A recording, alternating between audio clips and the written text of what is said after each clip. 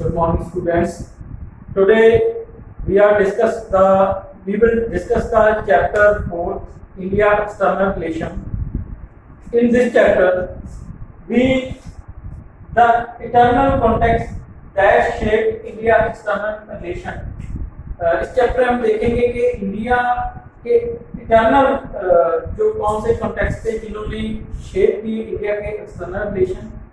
Second, the operational principle that inform the country foreign policy. Basic principles क्या हैं Indian foreign policy के. Third, the history of the India relation with the China and Pakistan. And the evaluation of Indian nuclear policy. So ये 4 जो objective हैं वो हम इस chapter में डिस्कस करेंगे. First, international context. India was born in very tight and challenging international context. India जब born हुआ उस टाइम पे इंटरनेशनल कॉन्टेक्स्ट में बहुत सारे चेंज आए. फर्स्ट ये था कि after the end of second world war many new country independent from the colonial. After the second world war 1945 there are many Afro Asian country independent from the colonial rule. Second, the Cold War divide world into 2 groups. One is USA and second is USSR. After the second world war, Cold War start हो चुकी थी USA और USSR के बीच में. तो उसने जो पूरे वर्ल्ड को जो है 2 ब्लॉक्स में जो है डिवाइड कर दिया था. Now, India decided to conduct foreign relations with aim to respect the sovereignty of all other nations and achieve security through the maintenance of peace. In Directive Principle of State Policy, Article 51 clear the object of foreign policy formation, international peace and security. First ये था कि India के जो foreign relation थे, first ये था कि India जो है वो अपनी जो नेशनल सिक्योरिटी है उसको अचीव करना चाहता था. सेकेंडली ये था कि हमारा जो फॉरेन पॉलिसी होगी उसके ऑब्जेक्टिव क्या होंगे वो क्लियर थे हमारे directive principle of the state में, जिसमें कहा गया था कि हम promotion of the international peace and security. The policy of non alignment. Non alignment की जो पॉलिसी थी उसका बहुत बड़ा इम्पैक्ट है इंडियन फॉरेन पॉलिसी पे. At the time of independence after World War II, world divided into 2 countries. Already हम discuss कर चुके हैं कि जो वर्ल्ड था वो 2 कंट्रीज में डिवाइड था. One is capitalist world led by USA, second is socialist world led by USSR.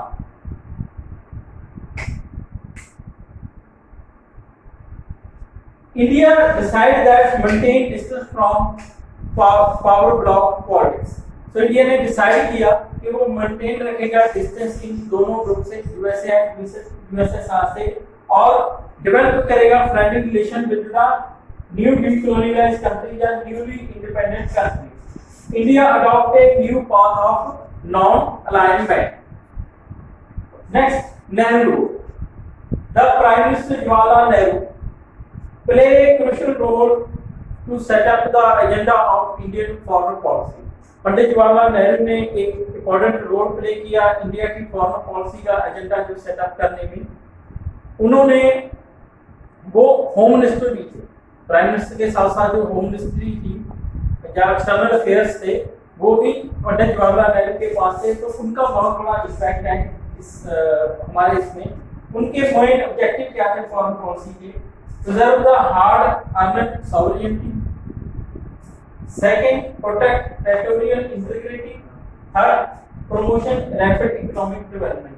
Pandit Jawaharlal Nehru चाहते थे कि हम जो न्यूली इंडिपेंडेंट हुए हमारी जो सॉवरेनिटी है वो उस पर किसी तरह का इम्पैक्ट ना पड़े. सेकंड, हमारी जो इंटरनल बाउंड्रीज हैं उनकी प्रोटेक्शन की जाए. थर्ड जो था वो इकोनॉमिक डेवलपमेंट जो है वो की जाए. इन मेन ऑब्जेक्टिव्स को देखते हुए पंडित जवाहरलाल नेहरू ने इंडिया की फॉरेन पॉलिसी का जो मेन एजेंडा था उसको सेटअप किया. Distance from the 2 countries. During the Cold War, there are two groups in the international politics. One lead by USA, second lead by USSR. The new development of these blocs, they are army or military, great military camps. One is NATO in 1949, lead by USA. Second is Warsaw in 1995, lead by USSR. India maintained distance both these army military blocs. Second, Afro-Asian unity. India believed in the newly independent country unite and the path. They decide the new path of the non-alignment. India ने decide किया कि वो Afro Asian जो country है newly independent हुई है उसको साथ लेके जो है नॉन अलाइनमेंट के रास्ते पे चलेगा। तो इसके लिए बर्टान कॉन्फ्रेंस 1955 में हुई। उसके बाद 1961 में बेलगार्ड कॉन्फ्रेंस हुई जिसमें जो है नॉन अलाइनमेंट का जो फर्स्ट समिट था। उसके बाद आ जाता है इंडिया और चाइना के relation, peace and conflict with China.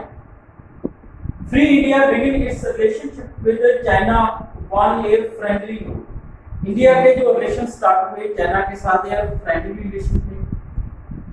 After Chinese revolution in 1949, India was the one of the first country to recognize the communist government in China। 1949 के रेवोल्यूशन के बाद इंडिया फर्स्ट कंट्री थी जिसने China की communist government को recognise दिया था।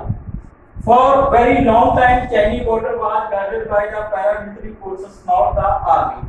Friendly relation थे इसलिए काफी लॉन्ग टाइम तक हमने वहां पे अपनी आर्मी नहीं लगाई बॉर्डर पे, सिर्फ जो पैरामिलिट्री फोर्सेस थी वही वो है हमारी जो प्रोटेक्शन है बॉर्डर की वही कर रही है।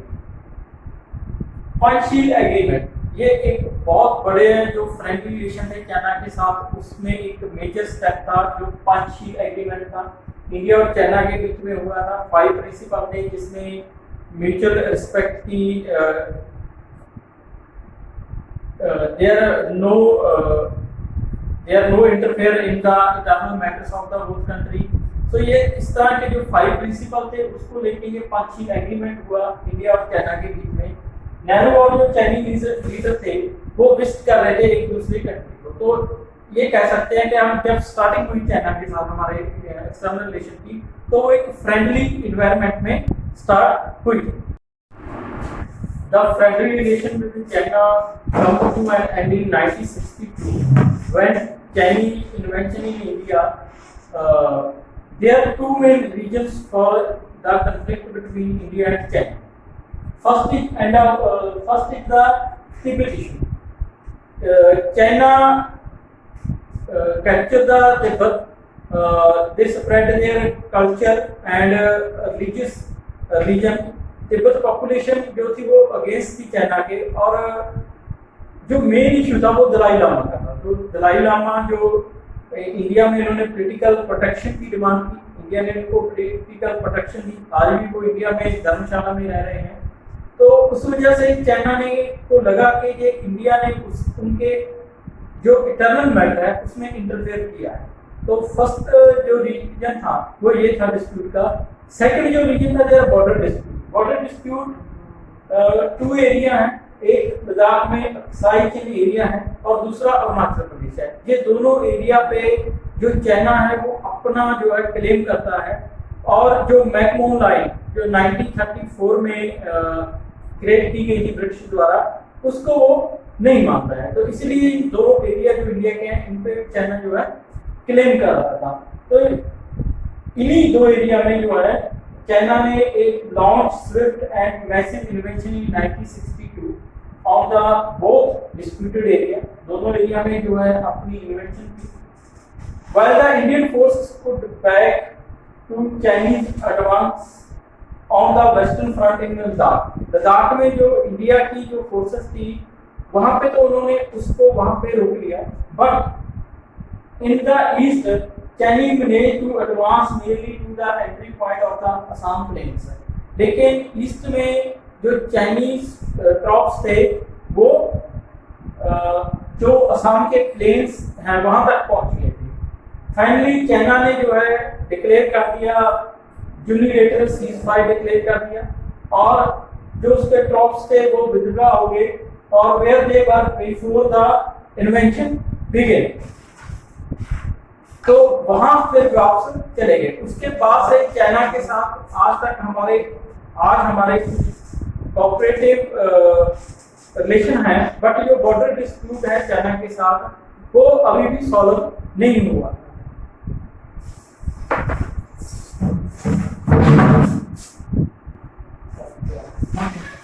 Impact of the Chinese War. The China war retained India image at home and abroad. China war ने इंडिया की जो इमेज थी उसको नुकसान पहुंचाया, होम में भी और अब्रॉड में भी। Second, it lead a spirit of nationalism in the India, but इसके साथ ही इंडियन जो पीपल थे उनमें जो नेशनलिज्म की फीलिंग थी, जो स्पिरिट थी, वो इमर्ज हुई। The top army commanders either resigned or were retired. Defense Minister V.K. Menon had led the cabinet. Criticism of the Nehru on the assessment of the Chinese intention and lack of military preparation. So Pandit Jawaharlal Nehru का criticism हुआ, तो उन्होंने जो attention थी China की उसको mislead किया, और सेकेंडली जो था ये जो मिलिट्री प्रिपरेशन थी वो इंडिया की इतनी अच्छी नहीं। First time no confidence motion against the government. India में first time no confidence motion आया गवर्नमेंट के अगेंस्ट में, जो लोकसभा में जो डिबेट हुआ। थर्ड, जो कांग्रेस थी वो लॉस्ट की election by election in the Lok Sabha. Congress ने उसके बाद वार के बाद काफी सारे जो बाय इलेक्शन होने थे वो आ गए, और इसका इम्पैक्ट जो है ऑपोजिशन पे भी पड़ा। सीपीआई जो कम्युनिस्ट पार्टी ऑफ इंडिया की मेन ऑपोजिशन पार्टी थी, there two groups in CPI, one is pro Soviet, second is pro China. तो जो प्रो सोवियत था वो पंडित जवाहरलाल नेहरू की पॉलिसी को सपोर्ट कर रहा था, जबकि जो प्रो चाइना ग्रुप था वो अगेंस्ट था पंडित जवाहरलाल नेहरू के। तो इसी वजह से जो 62 की वार के बाद जो टू ग्रुप्स बने सीपीआई में, 1964 में जाके वो पार्टी जो है वो टू पार्टी में डिवाइड हो गई। वन इज वो जो प्रो सोवियत था वो सीपीआई ही रहा, लेकिन जो प्रो चाइना था उन्होंने एक नई party CPIM, communist party of India Marxist जो है वो क्रिएट कर दी।